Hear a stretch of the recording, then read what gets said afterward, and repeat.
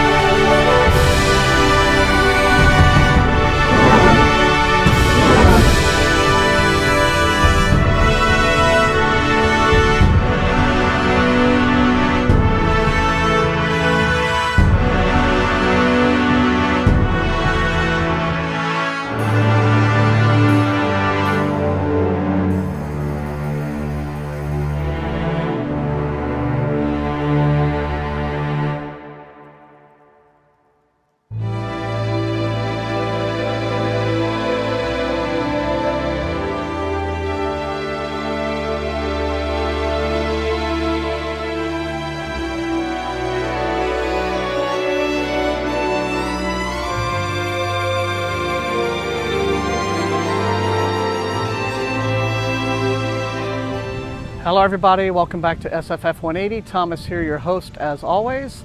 And I am coming to you today from the Johnson Space Center in Houston, Texas. And what better location from which to announce my very first Readathon, Space Opera September.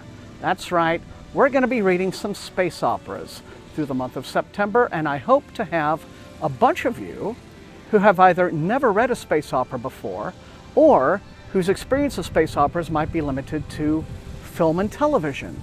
This could be a new experience for some of you.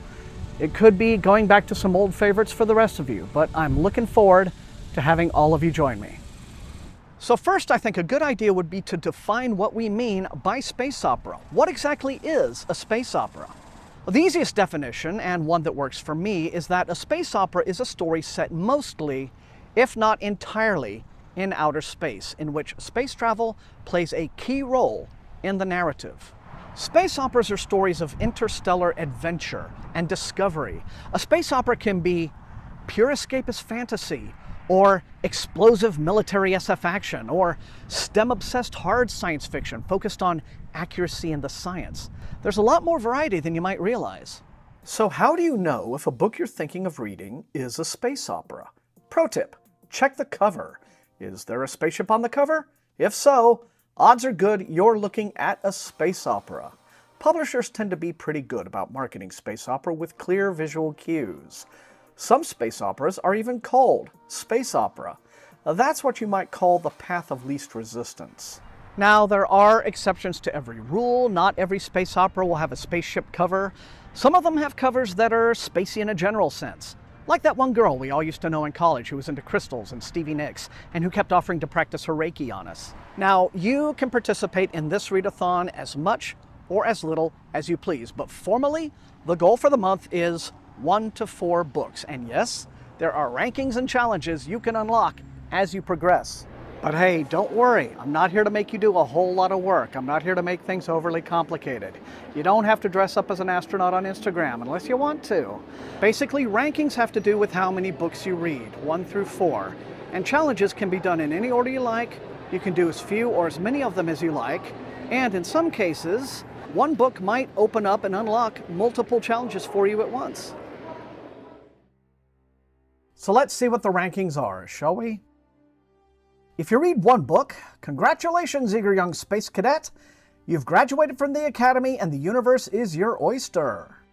After 2 books, you're now a pilot, zipping from mothership to surface and back again like the hotshot you are.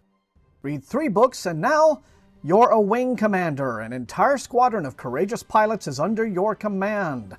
Don't let them down. And finally, if you push your way through 4 books, you're now Fleet Admiral, entrusted with the protection of the entire Federation. No pressure. So now that we've covered the rankings, let's check out the challenges. After all, it's no use being a wing commander or a fleet admiral if you haven't got a fleet.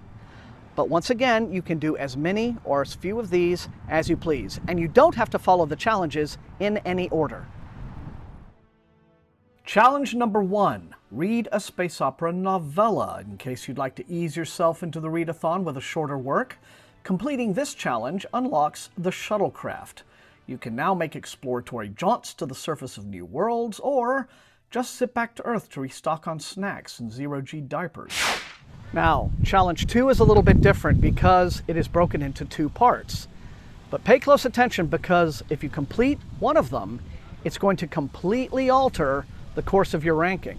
Challenge 2A. Read 2 space operas written by women. Now this one is pretty much a freebie, you guys. So many women are writing exciting space operas now, just as they have done all through the history of SF. Complete this one, and you unlock the Fighter, a sleek, speedy, single-pilot warship that can dodge enemy fire and haul ass through trenches like it's nothing. Challenge 2B. Read a space opera by a diverse author with a diverse protagonist and/or supporting characters. Now here I'm using the word diverse as a convenient umbrella term to refer to writers of color, LGBT+ writers, people with disability, and so on. And yes, it's quite easy for a single book to fulfill both the 2A and 2B challenges. If you complete Challenge 2B, something really cool happens. First, all of your rankings change after reading 2 books. It goes like this. After becoming a space cadet, you then rank up along the Federation track, which will take you through Pilot, Wing Commander, and Fleet Admiral. But complete Challenge 2B, and you are now on the Rebel track. Maybe you're fed up with the system, maybe you've seen how it keeps good people down and you're ready to fight back and make a little coin while you're at it. So on the Rebel track, read 2 books and you're a privateer. Like your compatriots Han Solo and Lando Calrissian, you obey your own code and you stick your neck out for nobody. Except when the cause is right, you kind of do. Read 3 books and you're a rebel leader, offering your training and expertise to help bring justice to the galaxy. And finally, read 4 books and now you're the terror of the spaceways, a space pirate, ruthless raider of Federation vessels. No one dares to resist, no one can ever match your fashion sense, and no one can stop your Rebel Track exclusive ship, the Blockade Runner. It's an ugly bucket of bolts, but it's fast enough to make the Kessel Run, and it can give as good as it gets in a fight. So, if there's still any confusion, here's the complete flowchart. Rank up along the Federation track, or complete Challenge 2B and rank up along the Rebel track. We're not done though. Challenge 3. Read a space opera published before you were born. You know, some of the old stuff holds up pretty well, actually, although I realize as I'm typing this that some of you are young enough that you could complete this challenge reading some Miles Vorkosigan novels. So before I get too depressed about that, I'll just say this one unlocks the Explorer, an improbably luxurious scientific vessel designed to boldly split infinitives where no one has gone before. And last but not least, Challenge 4. Read a space opera 500 pages or longer. That's right, we're going to get 1 tome in here at least. This one unlocks the final ship, the Dreadnought, an enormous warship that can single-handedly defend entire systems. Unless, of course, you're a space pirate and you've captured one. Now just think what you could do with it. And of course, if you're a booktuber or a book blogger, I want to see your TBRs as soon as possible. I'm going to keep my own TBR a little close to the vest because I don't want to influence people too much, but I can't wait to see yours. So what's it going to be, recruits? The choice is yours. Wing Commander, Fleet Admiral, or Space Pirate. The universe beckons. It's waiting for you. It's out there for you to discover.